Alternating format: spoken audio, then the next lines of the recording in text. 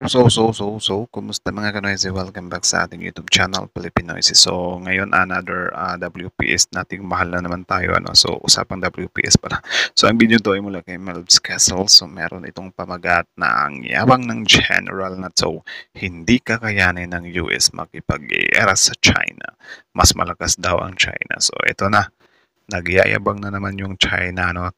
Sige, sabihin na natin na mas malakas kayo sa Amerika. Pero ang tanong, bakit iniiyakan nyo yung Typhoon missile ng US na nasa Pilipinas?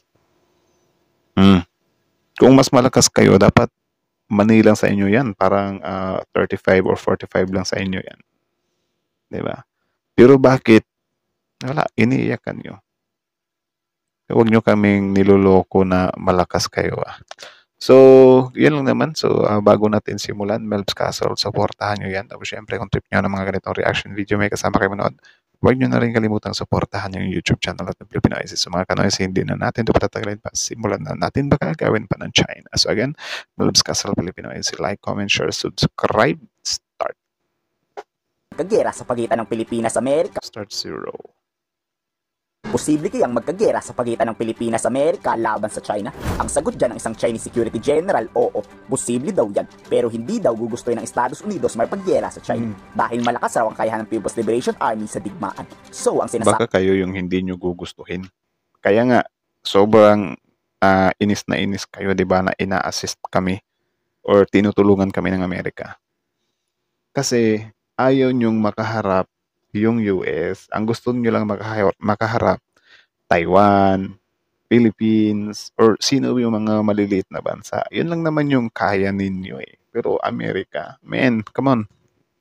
Sabi nitong Chinese, mas malakas sila sa gera kaysa sa Amerika. Jesus. Even have some doubts as to whether the United States would honor the so-called treaty obligation of an ally, because China today is also very strong, and I don't believe that the United States really want to come into direct conflict with China anywhere in China's doorstep. The United States... Pati si Sir na nakikinig sa kanya pa. Parang sabi ni Sir, parang sabi ni Sir ba, ay sus, wag ako'y, hindi ako ipinanganak kahapon. Kita niyo yung mukha niya, parang hindi naniniwala eh. States has taken China as a primary competitor. Therefore, the forward military presence would be crucial for the United States along the first chain of islands. Do you think China yung primary competitor ng Amerika? Nawag pa ng China ang Amerikang mahina. Oo, mahina daw ang Estados Unidos. Pag nagkagera daw kasi hindi lalaban ng Estados Unidos nang sila lang. Magtatawag daw yan ng resback. Example, Japan. Tawagin nyo yung atensyon ni Trump kung talagang matapang kayo. Tapos sasabihin nyo na tatawagin yung Japan. Natural, alyansa yan eh. Diba? Di nyo lang kasi maamin na nautakan kayo ng Amerika. Yung ginagawa ng Amerika, diskarte niya yan. Diba? Naglalagay siya ng maraming mga military bases na nakapaligid sa mga kalaban nilang bansa. Para if ever, yun nga, kinana nyo, grabe yung access niya. Diba? Kasi yung Amerika, malayo-layo yun sa China eh. Diba? Eh kapag ganyan, meron silang military base sa Pilipinas, sa Japan, sa kung saan pa mga panig ng mundo yan. Hindi nyo lang talaga matanggap na naisahan kayo ng Amerika. Kaya ganyan yung reaksyon nyo. Ang tanong daw, may lakas kaya ng loob ang Japan tumulong pag nagkagera? O iiwan nila ang US dahil takot din ang Japan sa China? They need to gun up with its allies in a potential conflict with China. Sure kayo na takot yung Japan din sa China. Eh, palag na palag nga yan eh. In the worst scenario of a conflict between China and the US, how many American allies could really become useful? This is the big question. I would say not very useful. They want to... Sige, sabihin na natin.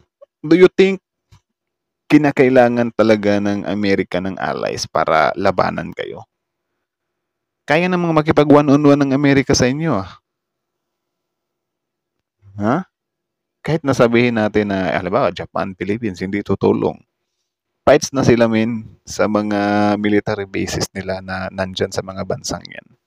Hindi na nila kailangan talaga ng tulong ng mga kaalyansa nila like manpower, something like that. Papatawa to si Manong invite the United States as a kind of deterrence against China, but at the same time, they have to strike a balance in a very delicate and balanced way.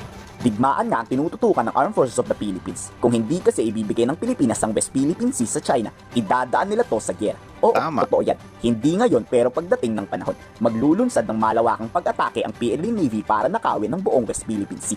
Kaya patuloy niyang sinasanay ang paggamit ng US weaponry o yung Typhoon missile at iba pang weapons ng US Army. Diba? Dahil pag Diba? Typhoon missile pa lang, huwag nyo kaming inaano dyan. Typhoon missile pa lang iniiyakan nyo.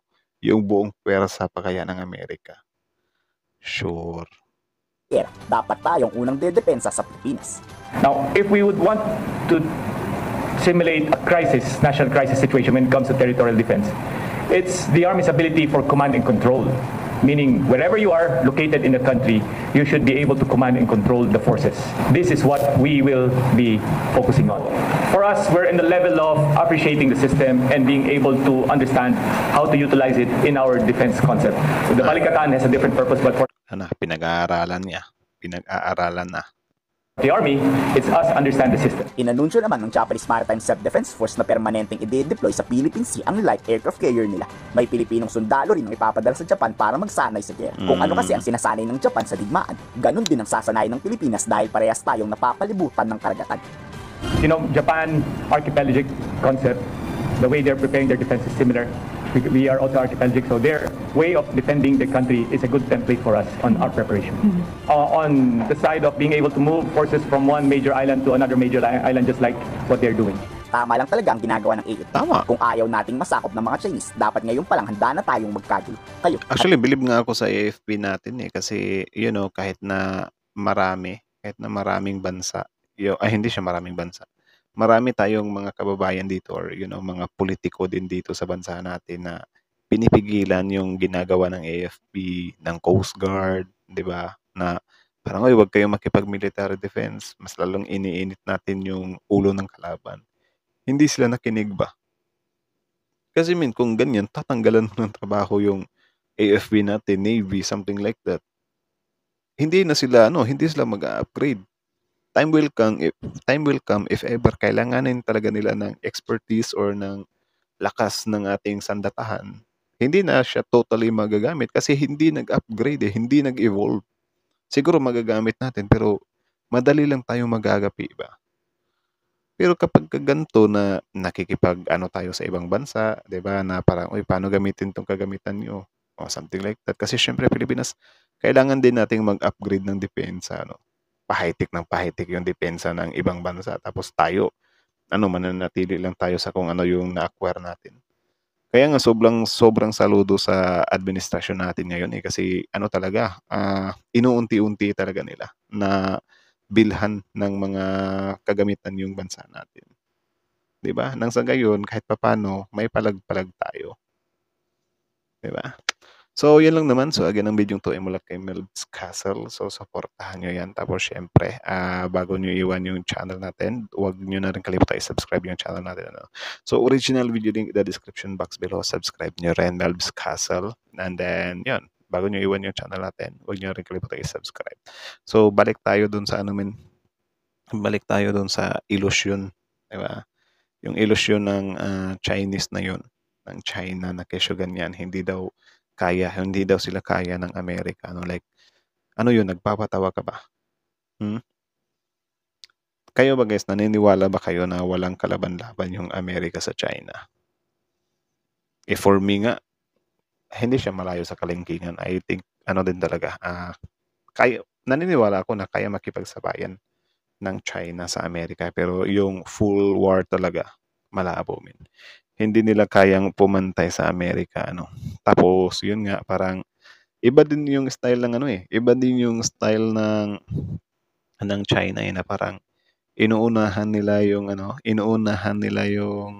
Amerika, na parang, yun din yung ginagawa nila sa Pilipinas pa, na parang, di ba sabi nung Chinese na yan, na, yung Amerika, akala nila, kapag i-war nila tayo, or kami, China, do you think, kapag nagpapa-assist sila nagpapatulong sila sa Japan, do you think hindi sila iiwan ng Japan? O labas ka na dun.